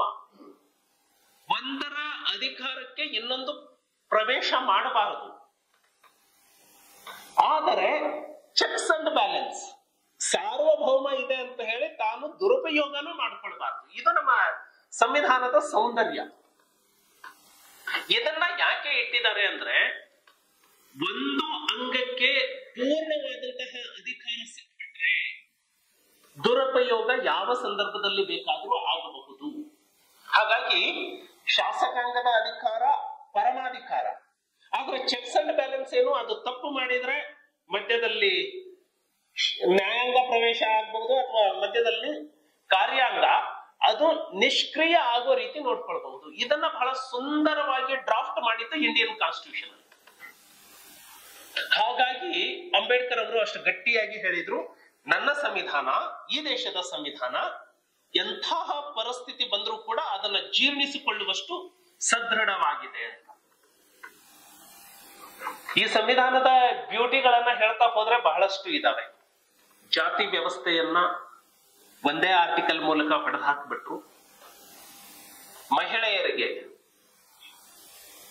ಎಂತ ಮುಂದುವರೆದ ದೇಶಗಳು ಅಂತ ಹೇಳ್ತೀವಿ, ಅವು 100 ವರ್ಷಗಳು ಬೇಕಾಯಿತು ಸಮಾನತೆಯನ್ನು ಕೊಡ್ಲಿಕ್ಕೆ. ಆದ್ರೆ ಸಂವಿಧಾನ ಬಂದ ದಿನನೇ ಮಹಿಳೆಯರಿಗೆ ಸಮಾನತೆಯನ್ನ ಕೊಟ್ಟಿದ್ದು ನಮ್ಮ ಭಾರತದ ಸಂವಿಧಾನ. ಮೂಲಭೂತ ಹಕ್ಕುಗಳನ್ನ ಕೊಟ್ಟು ಪ್ರತಿಯೊಬ್ಬ ವ್ಯಕ್ತಿಗೆ ಸಮಾನತೆಯನ್ನ ಕೊಟ್ಟಿದ್ದು. ಆತ ಒಬ್ಬ ಕೂಲಿ ಕಾರ್ಮಿಕ ಇರ್ಲಿ, ಇನ್ನೊಬ್ಬ ಕೋಟ್ಯಾಧೀಶ್ವರ ಶ್ರೀಮಂತ ಉದ್ದಿಮೆದಾರ ಇರ್ಲಿ, ಹಕ್ಕುಗಳ ವಿಷಯ ಬಂದಾಗ ಈ ಕೂಲಿ ಕಾರ್ಮಿಕನಿಗೆ ಎಷ್ಟು ಹಕ್ಕುಗಳಿದಾವೋ ನಿನಗೂ ಅಷ್ಟೇ ಹಕ್ಕುಗಳಿವೆ, ನಿನಗೆ ಎಕ್ಸ್ಟ್ರಾ ಹಕ್ಕುಗಳು ಇಲ್ಲ. ಈ ರೀತಿ ಬ್ಯೂಟೀಸ್ ಬಹಳಷ್ಟು ಇದಾವೆ ಈ ಸಂವಿಧಾನ. ಸೊ ಸಮಯವನ್ನ ಗಮನ ಇಟ್ಕೊಂಡು ನಾನು ಮುಂದಿನ ವಿಷಯಕ್ಕೆ ಹೋಗುವ ಪ್ರಯತ್ನವನ್ನ ಮಾಡ್ತಾನೆ. ಆದರೆ ಇಷ್ಟು ದೊಡ್ಡ ಆದರ್ಶಮಯವಾದಂತಹ ಸಂವಿಧಾನ ದುರುಪಯೋಗ ಆಗಲಿಲ್ವಾ?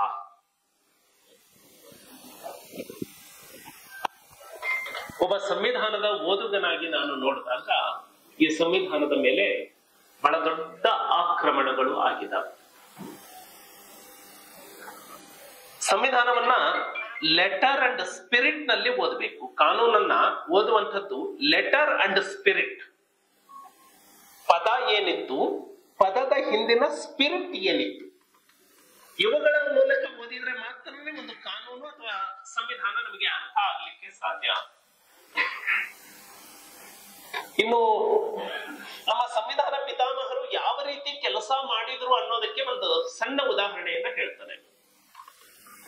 ಡಾಕ್ಟರ್ ಬಾಬಾ ಸಾಹೇಬ್ ಅಂಬೇಡ್ಕರ್ ಅವರು ರೈಟ್ ಟು ಫ್ರೀಡಮ್ ಬಗ್ಗೆ ಸಂವಿಧಾನ ರಚನಾ ಸಭೆಯಲ್ಲಿ ಚರ್ಚೆ ಮಾಡ್ತಾ ಇರ್ತಾರೆ. ಆರ್ಟಿಕಲ್ 18ರ ಬಗ್ಗೆ, ಇವತ್ತಿನ ಆರ್ಟಿಕಲ್ 18ರ ಬಗ್ಗೆ, ಆರ್ಟಿಕಲ್ 19, 18 ಟೈಟಲ್ಸ್ ಬಗ್ಗೆ ಬರುತ್ತೆ. ಇವತ್ತಿನ ಆರ್ಟಿಕಲ್ 19 ಫ್ರೀಡಮ್ ಬಗ್ಗೆ. ಆ ಫ್ರೀಡಮ್ ಈ ದೇಶದ ಪ್ರತಿಯೊಬ್ಬ ವ್ಯಕ್ತಿಗೆ, ಡಾಕ್ಟರ್ ಬಾಬಾ ಸಾಹೇಬ್ ಅಂಬೇಡ್ಕರ್ ಅವರು ಸಂವಿಧಾನ ರಚನಾ ಸಭೆಯಲ್ಲಿ ಹೇಳ್ತಾರೆ, ನಾನು ಈ ದೇಶದಲ್ಲಿ ಇರುವಂತಹ ಪ್ರತಿಯೊಬ್ಬ ವ್ಯಕ್ತಿಗೆ ಸ್ವಾತಂತ್ರ್ಯವನ್ನ ಕೊಟ್ಟಿದ್ದೇನೆ. ಎಂತಹ ಸ್ವಾತಂತ್ರ್ಯ? ಅವನಿಗೆ ಸ್ವತಂತ್ರವಾಗಿ ಮಾತನಾಡುವಂತಹ ಹಕ್ಕನ್ನ ಕೊಟ್ಟಿದ್ದೇನೆ. ಯಾರ ಮುಲಾಜು ಇಲ್ಲದೆ ತನ್ನ ಜ್ಞಾನ, ತನ್ನ ಅಭಿಪ್ರಾಯವನ್ನು ವ್ಯಕ್ತಪಡಿಸಲಿಕ್ಕೆ, ಸ್ವತಂತ್ರವಾಗಿ ಮಾತಾಡಲಿಕ್ಕೆ ಅಧಿಕಾರ ಕೊಟ್ಟಿದ್ದೇನೆ.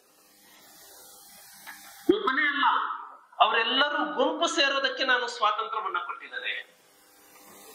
ಗುಂಪು ಸೇರೋದಷ್ಟೇ ಅಲ್ಲ, ಅವರೊಂದು ಸಂಘವನ್ನ ಕಟ್ಕೊಳ್ಳಿಕ್ಕೆ ಅವರಿಗೆ ಸ್ವಾತಂತ್ರ್ಯ ಕೊಟ್ಟಿದ್ದೇನೆ. ಅವರಿಗೆ ಇಷ್ಟ ಬಂದಂತಹ ಹುದ್ದೆಯನ್ನ ಮಾಡೋದಕ್ಕೆ ನಾನು ಸ್ವಾತಂತ್ರ್ಯವನ್ನ ಕೊಟ್ಟಿದ್ದೇನೆ. ಹಿಂದೆ ಬ್ರಿಟಿಷರ ಆಳ್ವಿಕೆಯಲ್ಲಿ ಇರಲಿಲ್ಲ. ಈ ದೇಶದಲ್ಲಿ ಎಲ್ಲಿ ಬೇಕಾದ್ರೂ ಅವನು ಪ್ರವಾಸ ಮಾಡಬಹುದು, ಆ ಸ್ವಾತಂತ್ರ್ಯವನ್ನ ನಾನು ಕೊಟ್ಟಿದ್ದೇನೆ ಅಂತ ಹೇಳಿ ಅಂಬೇಡ್ಕರ್ ಅವರು ಹೇಳ್ತಾರೆ.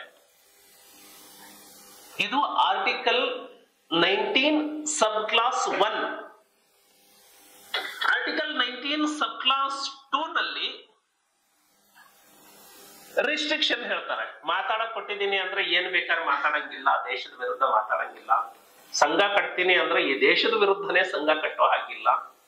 ನಾನು ಹೋಗ್ತೀನಿ ಅಂತ ಹೇಳಿದ್ರೆ ಯಾವ್ದೋ ಆರ್ಮಿ ಗ್ರೌಂಡ್ ಇರುತ್ತೆ, ಯಾವ್ದೋ ಕಾರ್ಯಾಲಯ ಇರುತ್ತೆ, ಅಲ್ಲಿ ನುಗ್ಗೋ ಹಾಗಿಲ್ಲ. ನಾನು ಕೆಲಸ ಮಾಡ್ತೀನಿ ಅಂತ ಹೇಳಿದ್ರೆ MBBS ಮಾಡ್ಲಾರ್ದೆ ಆಪರೇಷನ್ ಮಾಡ್ತೀನಿ ಅಂತ ನುಗ್ಗೋ ಹಾಗಿಲ್ಲ.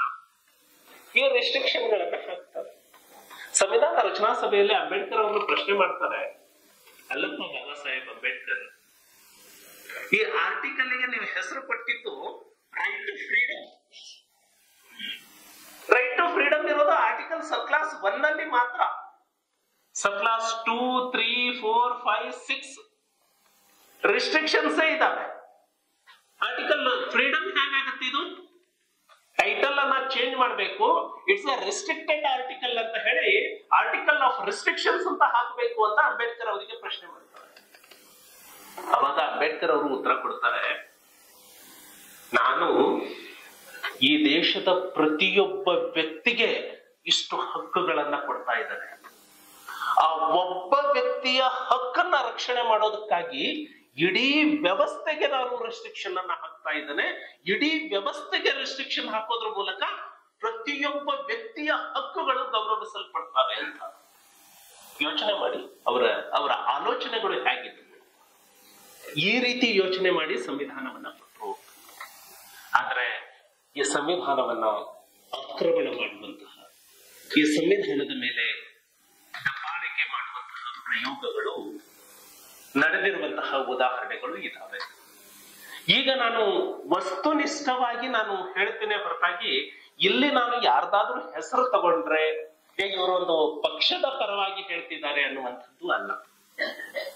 ನಾನು ಈ ದಾಖಲೆ, ಈ ಅಂಶಗಳು, ಈ ಸತ್ಯವನ್ನ ನಾವು ಒಪ್ಪಿಕೊಳ್ಳುವಂತಹ ಮನಸ್ಥಿತಿ ನಮ್ದು ಆಗಬೇಕು. ರಮೇಶ್ ಕುಮಾರ್ ಅವರು ಕಾಂಗ್ರೆಸ್ಸಿನ ಹಿರಿಯ ಶಾಸಕರಾಗಿ ಅವರು ವಿಧಾನಸಭೆಯಲ್ಲಿ ಹೇಳಿದ್ರು, ನಾವು ಈ ದೇಶಕ್ಕೆ ಎಮರ್ಜೆನ್ಸಿಯನ್ನ ತಂದ್ವಿ. ಈ ದೇಶಕ್ಕೆ ಎಮರ್ಜೆನ್ಸಿ ತಂದಿದ್ರ ಬಗ್ಗೆ ನಾವು ಇವತ್ತಿಗೂ ಕ್ಷಮೆ ಕೇಳಿಲ್ಲ. ನಾವು ನನಗೆ ಆ ನೋವಿದೆ ಅಂತ ಹೇಳಿ ಒಬ್ಬ ಚಿಂತಕ ರಾಜಕಾರಣಿ ಮಾತ್ರ ಹೇಳಲಿಕ್ಕೆ ಸಾಧ್ಯ. ಸೊ ಇಂತಹ ಸುಂದರವಾದಂತಹ ಸಂವಿಧಾನ ದುರುಪಯೋಗ ಅದು ಶ್ರೀಮತಿ ಇಂದಿರಾ ಗಾಂಧಿ ಅವರಿಂದ ಬಹಳಷ್ಟು ಆಯಿತು. ನೀವು ಇಲ್ಲಿಂದ ಹೋದ ಮೇಲೆ ನೀವು ಗೂಗಲ್ ಮಾಡಬಹುದು ತಿದ್ದುಪಡಿಗಳು. ಸಂವಿಧಾನದ ಮೇಲೆ ಏನೇ ಆಕ್ರಮಣ ಮಾಡೋದಿದ್ದರೆ ಹೊರಗಡೆ ಭಾಷಣದಿಂದ ಮಾಡೋದಕ್ಕೆ ಆಗಲ್ಲ. ಸಂವಿಧಾನದ ಮೇಲೆ ಏನೇ ಆಕ್ರಮಣ ಮಾಡೋದಿದ್ರೆ ಹೊಸ ಕಾನೂನನ್ನ ತರೋದ್ರ ಮೂಲಕ ಆಗಲ್ಲ. ಇದು ನಾವು ಸಂವಿಧಾನ ಓದೋದ್ರಾಗಿ ನಾವು ಅರ್ಥ ಮಾಡ್ಕೊಳ್ಬೇಕು. ಸಂವಿಧಾನದ ಮೇಲೆ ಆಕ್ರಮಣ ಮಾಡಬೇಕು ಅಂದ್ರೆ ಸಂವಿಧಾನದ ತಿದ್ದುಪಡಿಯ ಮೂಲಕವೇ ಆಕ್ರಮಣ ಮಾಡಬಹುದು, ಬಿಟ್ರೆ ಬೇರೆ ಯಾವ ಮಾರ್ಗದ ಮೂಲಕವೂ ಕೂಡ ಸಂವಿಧಾನವನ್ನ ಅಲುಗಾಡಿಸೋದಕ್ಕಾಗಲ್ಲ. ಹಾಗಾಗಿ ಮೂಲ ಸ್ವರೂಪ ಏನು ಸಂವಿಧಾನ, ಆ ಸಂವಿಧಾನದ ತಿದ್ದುಪಡಿಗಳು ಯಾವ್ಯಾವ ಆಗಿದ್ದಾವೆ, ಯಾವ ಯಾವ ತಿದ್ದುಪಡಿಗಳು ಸಂವಿಧಾನದ ಮೂಲ ಸ್ವರೂಪಕ್ಕೆ ಆಕ್ರಮಣ ಮಾಡಿದಾವೆ, ಈ ದೃಷ್ಟಿಕೋನದಿಂದ ನೀವು ತಿದ್ದುಪಡಿಯನ್ನ ಓದಿದ್ರೆ ಬಹಳ ಚೆನ್ನಾಗಿ ಅರ್ಥ ಆಗುತ್ತೆ. ಅಲಹಾಬಾದ್ ಹೈಕೋರ್ಟ್ ಶ್ರೀಮತಿ ಇಂದಿರಾ ಗಾಂಧಿ ಅವರನ್ನ ನೀವು ಆಯ್ಕೆ ಆಗಿರುವಂತದ್ದು ಅಸಿಂಧು ಅಧಿಕಾರದ ದುರ್ಬಳಕೆ ಮಾಡ್ಕೊಂಡಿದ್ದೀರಾ, ಹಾಗಾಗಿ ನೀವು ರಾಜೀನಾಮೆ ಕೊಡಬೇಕು ಅಂತ ಹೇಳಿ ಹೇಳಿದಾಗ ಸಂವಿಧಾನದ ತಿದ್ದುಪಡಿಯನ್ನ ಮಾಡಿದ್ರು. ಏನು ತಿದ್ದುಪಡಿ ಮಾಡಿದ್ರು? 38ನೇ ತಿದ್ದುಪಡಿ. ನೀವು ಅದನ್ನ ಓದಿ. 38ನೇ ತಿದ್ದುಪಡಿಯಲ್ಲಿ ನ್ಯಾಯಾಂಗ, ಪ್ರಧಾನಮಂತ್ರಿ ಮತ್ತೆ ಲೋಕಸಭೆ ಸ್ಪೀಕರು ಇವ್ರದ್ದು ಚುನಾವಣೆಯ ಪ್ರಕ್ರಿಯೆಯನ್ನ ಪ್ರಶ್ನಿಸತಕ್ಕದ್ದಲ್ಲ ಒಂದು ತಿದ್ದುಪಡಿಯನ್ನ ಮಾಡ್ಕೊಂಡ್ರು. ಅದರ ಉದ್ದೇಶ ಏನು? ತಿದ್ದುಪಡಿಯ ಹಿಂದಿನ ಉದ್ದೇಶ ನ್ಯಾಯಾಂಗದ ಅಧಿಕಾರ. ಶ್ರೀಮತಿ ಇಂದಿರಾ ಗಾಂಧಿ ಅವರು ರಾಜೀನಾಮೆ ಕೊಡಬೇಕು ಅಂತ ಹೇಳಿದ್ರೆ ಯಾಕೆ ಕೊಡ್ಲಿಲ್ಲ? ಅವರ ಮೇಲೆ ಕಂಟೆಂಪ್ಟ್ ಆಫ್ ಕೋರ್ಟ್ ಯಾಕೆ ಆಗ್ಲಿಲ್ಲ? ಈ ಪ್ರಶ್ನೆ ನಿಮಗೆ ಗೊಂದಲ ಇರಬಹುದು. ಇವತ್ತಿಂದ 15 ದಿನದೊಳಗೆ ರಾಜೀನಾಮೆ ಕೊಡಬೇಕು ಅಂತ ಹೇಳಿ ಹೇಳಿತು ಕೋರ್ಟ್. ಅವ್ರು ಹೋಗಿ ಸ್ಟೇ ತಗೊಳ್ಳಿಲ್ಲ, ರಾಜೀನಾಮೆ ಕೊಡ್ಲಿಲ್ಲ. ಲಾ ಓದುವಂತವರಿಗೆ ಕ್ಯೂರಿಯಾಸಿಟಿ ಇರಬಹುದು, ಹೌದು ಕಂಟೆಂಪ್ಟ್ ಆಫ್ ಕೋರ್ಟ್ ಯಾಕೆ ಹೋಗ್ಲಿಲ್ಲ ಅಂತ. ಯಾಕೆ ಹೋಗ್ಲಿಲ್ಲ ಅಂತ ಹೇಳಿದ್ರೆ ಸಂವಿಧಾನದಲ್ಲೇ ಆ ಅಧಿಕಾರವನ್ನ ಕೊಟ್ಬಿಟ್ರು. ಸಂವಿಧಾನದ ಅಡಿಯಲ್ಲಿ ಸುಪ್ರೀಂ ಕೋರ್ಟ್ ಎಲ್ಲ ಬರುವುದು. ಏನು ತಿದ್ದುಪಡಿ ಮಾಡಿದ್ರು? ಪ್ರಧಾನಮಂತ್ರಿಯ ಚುನಾವಣೆಯನ್ನ ಯಾವುದೇ ನ್ಯಾಯಾಲಯದಲ್ಲಿ ಪ್ರಶ್ನಿಸತಕ್ಕದ್ದಲ್ಲ. ಅದಕ್ಕೆ ಮುಂಚೆ ಈ ದೇಶಕ್ಕೆ ತುರ್ತು ಪರಿಸ್ಥಿತಿಯನ್ನ ಹೇರಿದ್ರು. ತುರ್ತು ಪರಿಸ್ಥಿತಿ ಹೇರಿದಾಗ ಶ್ರೀಮತಿ ಇಂದಿರಾ ಗಾಂಧಿಗೆ ಆತಂಕ ಇತ್ತು. ಯಾವ್ದಾದ್ರೂ ಕೋರ್ಟು ತುರ್ತು ಪರಿಸ್ಥಿತಿಗೆ ಸ್ಟೇ ಕೊಟ್ಬಿಟ್ರೆ, ಅಂದ್ರೆ ತುರ್ತು ಪರಿಸ್ಥಿತಿ ಹೇಗೆ ಹೇರಬೇಕು ಅಂತೇಳಿ ಅಂಬೇಡ್ಕರ್ ಅವರು ಒಂದು ನಿಯಮವನ್ನು ಮಾಡಿದ್ರು. ಅದು ಪಾರ್ಲಿಮೆಂಟ್ ನಿಂದ, ಕ್ಯಾಬಿನೆಟ್ ನಿಂದಾನೇ ಆಗ್ಬೇಕು. ರಾಷ್ಟ್ರಪತಿ ಅಂಗೀಕಾರ ಅಂದ್ರೆ ಅದು ಒಬ್ಬ ವ್ಯಕ್ತಿಯ ಅಂಗೀಕಾರ ಅಲ್ಲ, ವ್ಯಕ್ತಿಯ ನಿರ್ಧಾರ ಅಲ್ಲ, ಕ್ಯಾಬಿನೆಟ್ ನ ನಿರ್ಧಾರ. ಶ್ರೀಮತಿ ಇಂದಿರಾ ಗಾಂಧಿ ಅವರು ಕ್ಯಾಬಿನೆಟ್ ನಲ್ಲಿ ಡಿಸಿಷನ್ ತಗೊಂಡಿರ್ಲಿಲ್ಲ ಈ ದೇಶಕ್ಕೆ ಎಮರ್ಜೆನ್ಸಿ ತರೋಣ ಅಂತ. ವೈಯಕ್ತಿಕವಾಗಿ ತೀರ್ಮಾನವನ್ನ ತಗೊಂಡಿದ್ರು. ಆ ತೀರ್ಮಾನದ ಲೆಟರ್ ಅನ್ನ ಅವತ್ತಿನ ರಾಷ್ಟ್ರಪತಿಗಳಿಗೆ ಕಳಿಸ್ಕೊಟ್ಟಾಗ ಅವತ್ತಿನ ರಾಷ್ಟ್ರಪತಿಗಳು ಕನಿಷ್ಠ ಒಂದು ಪ್ರಶ್ನೆ ಕೇಳಿದ್ರೆ, ಇದು ಕ್ಯಾಬಿನೆಟ್ ನಲ್ಲಿ ಚರ್ಚೆ ಆಗಿದೆಯಾ ಅನ್ನೋ ಒಂದು ರಿಮಾರ್ಕ್ ಹಾಕಿದ್ರೆ ಈ ದೇಶದ ಪರಿಸ್ಥಿತಿ ಅವತ್ತು ಬೇರೆ ಆಗುತ್ತೆ. ಫಕ್ರುದ್ದೀನ್ ಅಲಿ ಅಹಮದ್ ಆ ಒಂದು ಪ್ರಶ್ನೆಯನ್ನು ಕೇಳಲಾರ್ದೆ, ರಾಷ್ಟ್ರಪತಿಗೆ ಅಧಿಕಾರವೇ ಇಲ್ಲ, ಕ್ಯಾಬಿನೆಟ್ ನಿರ್ಣಯ ಬಿಟ್ಟು ಸಹಿ ಹಾಕೋದಕ್ಕೆ ರಾಷ್ಟ್ರಪತಿಗಳಿಗೆ ಅಧಿಕಾರವೇ ಇಲ್ಲ. ಶ್ರೀಮತಿ ಇಂದಿರಾ ಗಾಂಧಿ ಅವರ ನೋಟ್ ಮೇಲೆ ಫಕ್ರುದ್ದೀನ್ ಅಲಿ ಅಹಮದ್ ಸೈನ್ ಹಾಕ್ಬಿಟ್ಟು ಎಮರ್ಜೆನ್ಸಿ ಬಂತು. ಇಂದಿರಾ ಗಾಂಧಿಗೆ ಮೊದಲ ಆತಂಕ, ಯಾರಾದ್ರೂ ಸುಪ್ರೀಂ ಕೋರ್ಟಿಗೆ ಹೋಗಿ ಎಮರ್ಜೆನ್ಸಿಗೆ ಸ್ಟೇ ಅಂತಂದ್ರೆ ಮೇಡಮ್ ತಿದ್ದುಪಡಿ ಮಾಡಿ ಅಂದ್ರು. ಒಂದು ತಿದ್ದುಪಡಿಯನ್ನ ಮಾಡಿದ್ರು. ಏನ್ ತಿದ್ದುಪಡಿ? ರಾಷ್ಟ್ರಪತಿಯ ತೀರ್ಮಾನವನ್ನ ಯಾವುದೇ ನ್ಯಾಯಾಲಯದಲ್ಲಿ ಪ್ರಶ್ನಿಸತಕ್ಕದ್ದಲ್ಲ. ನೆಕ್ಸ್ಟ್ ಅಲಹಾಬಾದ್ ಕೋರ್ಟ್ ತೀರ್ಪು ಕೊಟ್ಟಿದೆ. ಎಮರ್ಜೆನ್ಸಿ ಏನೋ ಬಂತು, ಅಲಹಾಬಾದ್ ಕೋರ್ಟ್ ನೀವು ರಾಜೀನಾಮೆ ಕೊಡ್ಬೇಕಂತಿದೆ. ಅದ್ರ ಮೇಲೆ ಕೋರ್ಟಿಗೆ ಹೋಗ್ಬಿಟ್ರೆ ಇವರು ಡಿಸ್ಕ್ವಾಲಿಫೈ ಆಗಿದ್ದಾರೆ, ಇವ್ರನ್ನ ವಜಾಗೊಳಿಸಬೇಕು ಅಂತ ಸುಪ್ರೀಂ ಕೋರ್ಟ್ ಏನಾದ್ರೂ ಹೇಳ್ಬಿಟ್ರೆ, ಅದಕ್ಕೆ ಹೇಳಿದ್ರು ಒಂದು ತಿದ್ದುಪಡಿಯನ್ನ ಮಾಡಿದ್ರು. ಪ್ರಧಾನಮಂತ್ರಿಯ ಆಯ್ಕೆಯನ್ನ ನ್ಯಾಯಾಲಯದಲ್ಲಿ ಪ್ರಶ್ನಿಸತಕ್ಕದ್ದಲ್ಲ. ನೆಕ್ಸ್ಟ್ ಜಯಪ್ರಕಾಶ್ ನಾರಾಯಣ್ ಅವರ ಹೋರಾಟ, ಅವರ ಅರೆಸ್ಟ್ ಆದ ಮೇಲೆ ದೇಶದಲ್ಲಿ ಒಂದು ಆಕ್ರೋಶ ಹೇಳ್ತಾ ಇತ್ತು. ಅವಾಗ ಬ್ರಿಟಿಷರು ಮಾಡಿದ್ರಲ್ಲ, ಸ್ವಾತಂತ್ರ್ಯ ಹೋರಾಟಗಾರರನ್ನ ಹೇಗೆ ಅರೆಸ್ಟ್ ಮಾಡ್ತಿದ್ರು ಹಾಗೆ ಅರೆಸ್ಟ್ ಮಾಡೋದಕ್ಕೆ ಅಧಿಕಾರ ಬೇಕಿತ್ತು. ಬ್ರಿಟಿಷರು ಮಾಡುವಾಗ CRPC ಅಷ್ಟೇ ಇತ್ತು. ಈಗ ಸಂವಿಧಾನ ಬೇರೆ ಇದೆ. ಅಂಬೇಡ್ಕರ್ ಅವರು ಅರೆಸ್ಟ್ ಮಾಡೋದಕ್ಕೆ ಬರಲ್ಲ. ಅರೆಸ್ಟ್ ಮಾಡ್ಲಿಲ್ಲ ಅಂದ್ರೆ ಶ್ರೀಮತಿ ಇಂದಿರಾ ಗಾಂಧಿ ನೆಮ್ಮದಿಯಾಗಿ ಆಡಳಿತ ಮಾಡೋದಕ್ಕಾಗಲ್ಲ. 41ನೇ ತಿದ್ದುಪಡಿ ಮಾಡಿ ಮೂಲಭೂತ ಹಕ್ಕುಗಳನ್ನ ಸಸ್ಪೆಂಡ್ ಮಾಡಿಬಿಟ್ರು. ಯಾರು ಈ ದೇಶದ ಸಂವಿಧಾನವನ್ನ ಕೊಟ್ಟಂತಹ ಡಾಕ್ಟರ್ ಬಾಬಾ ಸಾಹೇಬ್ ಅಂಬೇಡ್ಕರ್ ಅವರು ಮೂಲಭೂತ ಹಕ್ಕುಗಳು ಈ ಸಂವಿಧಾನದ ಆತ್ಮ ಅಂತ ಹೇಳಿದ್ರು, ಆ ಆತ್ಮವನ್ನ ಕೊಲೆ ಮಾಡಿಬಿಟ್ರು. During emergency nobody can approach the courts for the claim of his fundamental rights. 41ನೇ ತಿದ್ದುಪಡಿಯನ್ನ ಮಾಡೋದ್ರ ಮೂಲಕ ಆವಾಗ ನ್ಯಾಯಾಂಗದ ಅಧಿಕಾರ ಏನು ಮೂಲ ಸಂವಿಧಾನ ಕೊಟ್ಟಿತ್ತಲ್ಲ ಅದನ್ನು ಕೇಳೋದ್ರ ಮೂಲಕ ಈ ದೇಶವನ್ನೇ ಒಂದು ಬಂದೀಖಾನೆ ಮಾಡಿದ್ರು. ಆವಾಗ ಯಾರನ್ನ ಅರೆಸ್ಟ್ ಮಾಡಿದ್ರು ಕೂಡ ನೀವು ಹೇಬಿಯಸ್ ಕಾರ್ಪಸ್ ಹಾಕೋ ಆಗಿಲ್ಲ, ರಿಟ್ ಆಫ್ ಮ್ಯಾಂಡಮಸ್ ಹೋಗೋ ಆಗಿಲ್ಲ, ಫಂಡಮೆಂಟಲ್ ರೈಟ್ಸ್ ನಿಮಗೆ ಮಾತಾಡೋ ಹಕ್ಕೇ ಇರಲಿಲ್ಲ. ಪತ್ರಿಕೆಗಳು ಏನು ಬಂದ್ ಮಾಡಿದ್ರು ಅದು ಎಲ್ಲರಿಗೂ ಗೊತ್ತಿದೆ. ಸೊ ಸಂವಿಧಾನದ ಮೇಲೆ ಬಹಳ ದೊಡ್ಡ ಆಕ್ರಮಣವನ್ನ ಮಾಡಿದ್ದು, ಸಂವಿಧಾನದ ಮೂಲ ಸ್ವರೂಪವನ್ನ ಬದಲಿಸಿದ್ದು ಇವರು. ಆಮೇಲೆ ಒಂದು ಸಾರಿ ಸಂವಿಧಾನ ತಿದ್ದುಪಡಿ ಮಾಡಿಬಿಟ್ರೆ ಅದು ಶಾಸನವೇ. ಅದನ್ನ ನಲ್ಲಿಫೈ ಮಾಡಬೇಕು ಅಂದ್ರೆ ಮತ್ತೆ ಇನ್ನೊಂದು ತಿದ್ದುಪಡಿನೇ ಮಾಡಬೇಕು. ಆ ತಿದ್ದುಪಡಿ ಮಾಡಿದ ತಕ್ಷಣ ಆ ತಿದ್ದುಪಡಿ ಹಳೆ ತಿದ್ದುಪಡಿಗಳು ಹೋಗ್ಬಿಟ್ಟಿದಾವೆ ಅಂತ ಇಲ್ಲ, ಅದು ಶಾಶ್ವತವಾಗಿ ಹಾಗೆ ಉಳ್ಕೊಂಡಿರುತ್ತೆ, ಓದ್ಲಿಕ್ಕೆ ಸಿಗತ್ತೆ. ಅದು ನಿಷ್ಕ್ರಿಯಗೊಂಡಿರುತ್ತೆ. ಆ ತಿದ್ದುಪಡಿ ಬಿಟ್ರೆ ತಿದ್ದುಪಡಿ ಅಳಗ್ಸ್ ಹಾಕಿ ಇವತ್ತು ಯಾರಿಗೂ ಸಿಗಲಾರ್ದಂಗೆ ಏನು ತಿದ್ದುಪಡಿ ಮಾಡಿದ್ರು ಅದು ಸಿಗಲಾರದ ಹಾಗೆ ಅದನ್ನ ಸುಟ್ಟು ಹಾಕೋದಕ್ಕೆ ಯಾರಿಗೂ ಆಗಲ್ಲ. ಹಾಗಾಗಿ ಇನ್ನು 100 ವರ್ಷದ ನಂತರವೂ ಕೂಡ ಸಂವಿಧಾನದ ಓದುಗರು, ವಿಚಾರವಂತರು 38, 39, 41ನೇ ತಿದ್ದುಪಡಿಗಳಲ್ಲಿ ಏನು ಅನ್ಯಾಯಗಳು ಆದವು ಅಂತ ಹೇಳಿ ತಿಳ್ಕೊಳ್ಳಿಕ್ಕೆ ಸಾಧ್ಯ ಇದೆ. ಯಾಕಂದ್ರೆ ಅದು ದಾಖಲೆ ಹಾಗೆ ಉಳ್ಕೊಳ್ಳುತ್ತೆ. ಸೊ ಹಾಗಿದ್ರೆ ಇಷ್ಟೆಲ್ಲಾ ತಿದ್ದುಪಡಿ ಆದ್ವಲ್ಲ, ಸಂವಿಧಾನದ ಸ್ವರೂಪನೇ ಬದಲಾಗೋಯ್ತಲ್ಲ, ಎಲ್ಲ ಅಮಾಯಕರನ್ನ ಜೈಲಿಗೆ ಕಳಿಸಿದ್ರಲ್ಲ. ಸೊ ಅದು ಹಾಗೆ ಉಳಿದಿದೆಯಾ? ಇಲ್ಲ. ನೆಕ್ಸ್ಟ್ ಏನು ಎಮರ್ಜೆನ್ಸಿಯ ನಂತರದಲ್ಲಿ ಚುನಾವಣೆ ಆಯಿತು, ಜನ ಇಂದಿರಾ ಗಾಂಧಿ ಅವರನ್ನ ಕಿತ್ತುವೆಸಿದ್ರು, ಮುಂದೆ ಜನತಾ ಸರ್ಕಾರ ಬಂತು. ಅವತ್ತು ಇವರೆಲ್ಲ ಏನು ತಿದ್ದುಪಡಿಗಳನ್ನ ಮಾಡಿದ್ರು ಅವನ್ನೆಲ್ಲವನ್ನ ಹೊಡೆದು ಹಾಕಿದ್ದು 44ನೇ ತಿದ್ದುಪಡಿ. ಎಮರ್ಜೆನ್ಸಿ ಟೈಮಲ್ಲಿ ಮಾಡಿರುವಂತಹ ಎಲ್ಲ ತಿದ್ದುಪಡಿಗಳನ್ನ ನಲ್ಲಿಫೈ ಮಾಡೋದ್ರ ಮೂಲಕ ಮತ್ತೆ ಡಾಕ್ಟರ್ ಬಾಬಾ ಸಾಹೇಬ್ ಅಂಬೇಡ್ಕರ್ ಅವರು ಯಾವ ಸಂವಿಧಾನವನ್ನ ರಚನೆ ಮಾಡಿದ್ರು ಆ ಸ್ವರೂಪಕ್ಕೆ ಈ ಸಂವಿಧಾನವನ್ನ ಮತ್ತೆ ಮರುಸ್ಥಾಪನೆ ಮಾಡಿದ ಕೀರ್ತಿ ಅವತ್ತಿನ ಜನತಾ ಸರ್ಕಾರಕ್ಕೆ ಸರ್. ಹಾಗಾಗಿ 44ನೇ ತಿದ್ದುಪಡಿಯ ನಂತರದಲ್ಲಿ ಮತ್ತೆ ಈ ಸಂವಿಧಾನ ಮೂಲ ಸ್ವರೂಪಕ್ಕೆ ಬಂದಿದೆ. ಒಂದು ಗೊಂದಲ ಎಲ್ಲರಿಗೂ ಇದೆ. 44ನೇ ತಿದ್ದುಪಡಿಯಲ್ಲಿ ಎಮರ್ಜೆನ್ಸಿ ಎಲ್ಲವನ್ನ ಕಿತ್ತು ಹಾಕಿದ್ರು, ಸೋಷಿಯಲಿಸ್ಟ್ ಮತ್ತೆ ಸೆಕ್ಯುಲರ್ ಅನ್ನೋ ಪದವನ್ನ ಯಾಕೆ ಉಳಿಸ್ಬಿಟ್ರು ಅನ್ನುವಂಥದ್ದು ಅದು ಆಮೇಲೆ ಚರ್ಚೆ ಮಾಡಬಹುದು ಅಂತ ಅನ್ಸುತ್ತೆ. ಹಾಗಾಗಿ ಇವತ್ತಿನ ಈ ಸಂವಿಧಾನ ಎಮರ್ಜೆನ್ಸಿ ತುರ್ತು ಪರಿಸ್ಥಿತಿಯ ಸಂವಿಧಾನವೇ ಹಾಗೆ ಉಳಿದುಕೊಂಡಿದ್ದರೆ ಬಹುತೇಕ ಜನಸಾಮಾನ್ಯನಿಗೆ ಆ ನೆಮ್ಮದಿಯ ವಾತಾವರಣ ಇರ್ತಿರ್ಲಿಲ್ಲ. ಮತ್ತೆ ಮೂಲ ಸ್ವರೂಪಕ್ಕೆ ಬಂದಿದ್ದು 44ನೇ ತಿದ್ದುಪಡಿಯ ಮೂಲಕ. ಹಾಗಾಗಿ ಆ 44ನೇ ತಿದ್ದುಪಡಿಗೆ ಯಾರೆಲ್ಲ ಅವತ್ತು ಮಹಾತ್ಮರು ಪ್ರಯತ್ನ ಪಟ್ಟರಲ್ಲ ಅವರು ಕೂಡ ಸಂವಿಧಾನ ರಚನಾ ಸಭೆಯ ನಿರ್ಮಾತೃಗಳು ಏನಿದ್ದಾರೆ ಅದಕ್ಕೆ ಸರಿಸಮವಾದ ಪಾತ್ರವನ್ನೇ ವಹಿಸಿದ್ದಾರೆ ಅಂತ ಹೇಳ್ತಾ ಇನ್ನು ಮುಂದೆ ನಾವು ಜಾಗೃತರಾಗಿರೋಣ. ಆ ಸಂದರ್ಭದಲ್ಲಿ ಮತ್ತೆ ನೆನಪು ಮಾಡ್ಕೊಳ್ಳೋಣ. ವಿನ್ಸೆಂಟ್ ಚರ್ಚಿಲ್ ಅವರು ಹೇಳಿದ್ದು power should not go in the hands of rogues and rascals.